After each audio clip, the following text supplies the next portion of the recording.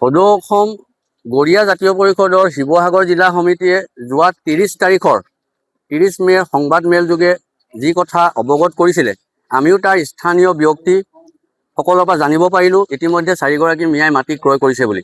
গতিকে আমি ততাতৈয়াকৈ সংবাদ মেল পাতিবলৈ বাধ্য হ'লোঁ আৰু অসমৰ ৰাইজক আমি জনাই দিলোঁ যে কোনো ক্ষেত্ৰতে শিৱসাগৰ জিলাৰ এই যি ভূমি, এই জমি হৈছে ইয়াৰ খিলঞ্জীয়া লোকৰ, সি হিন্দুৱে হওক লাগিলে মুছলিমেই হওক, ইয়াৰ থলগিৰি খিলঞ্জীয়া লোকৰ আহোম গড়িয়া আপোনাৰ বামুণ গোহাঁইৰ মাটি হয়। এই মাটি কোনো ক্ষেত্ৰতে মিয়াৰ হাতলৈ যাব নালাগে। গতিকে এই বিষয়ত আমি মাননীয় মুখ্যমন্ত্ৰী ডাঙৰীয়ালৈ এই বিষয়ত আবেদন কৰা হৈছে।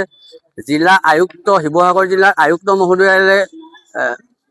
মহোদয়লৈ কৰা হৈছে।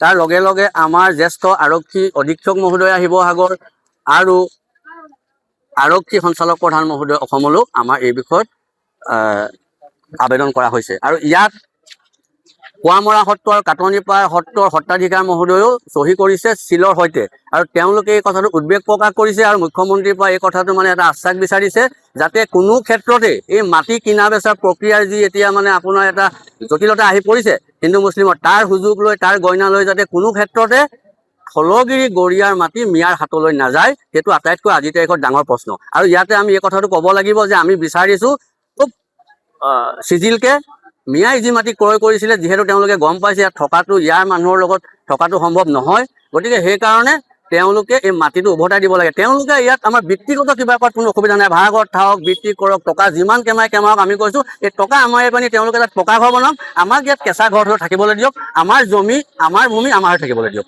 আমাৰ থলগিৰি লোকৰ ভূমিও থাকিবলৈ দিয়ক। আমাৰ এইটোৱে শেষ কথা।